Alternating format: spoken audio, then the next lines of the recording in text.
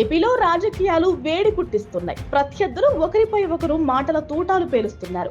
ఎన్నికల ప్రచారాల్లో ప్రత్యర్థులపై మాటల యుద్ధానికి దిగుతున్నారు. కొందరు నేతలు ఓటమి భయంతో సహనాన్ని కోల్పోయి తమ ప్రత్యర్థులపై నోరు పారేసుకుంటున్నారు. ఇప్పుడు ఓటమి భయంతో సీఎం జగన్ పై టీడీపీ అధినేత చేసిన వ్యాఖ్యలు పెద్ద దుమారాన్ని రేపాయి.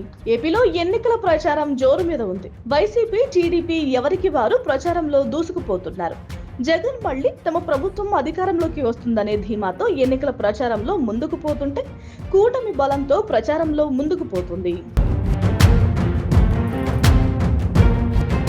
కానీ ఎక్కడో కొంచెం ఓటమి భయం అయితే చంద్రబాబును వేధిస్తూనే ఉంది. ఆ భయంతోనే చంద్రబాబు సీఎం జగన్ పై అనుచిత వ్యాఖ్యలు చేశారు. దీనిని సీరియస్ గా తీసుకున్న వైసీపీ ఎన్నికల సంఘానికి ఫిర్యాదు చేసింది. దీంతో ఎన్నికల సంఘం చంద్రబాబుకు నోటీసులు జారీ చేసింది. మార్చి 31న ఎమ్మిగనూరు, మార్కాపురం, బాపట్ల నియోజకవర్గాల్లో చంద్రబాబు పర్యటించారు.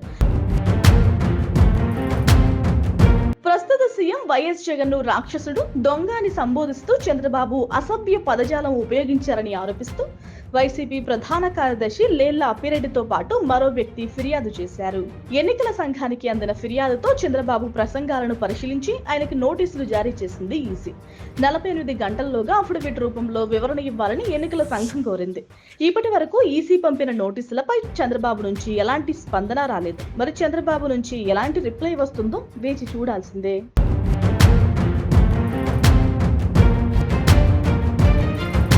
Please subscribe Dot News.